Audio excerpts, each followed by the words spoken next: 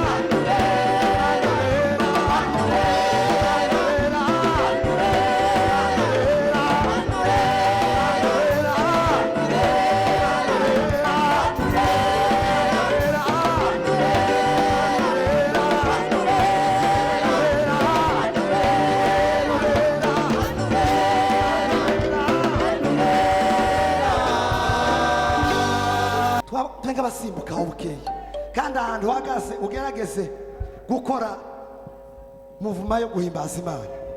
Amen.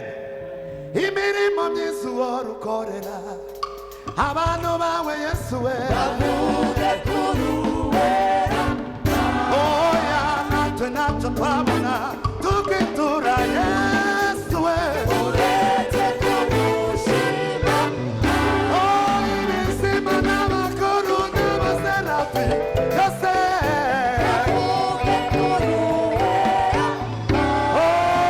natwishanga wiremeye tuvuge ko wenda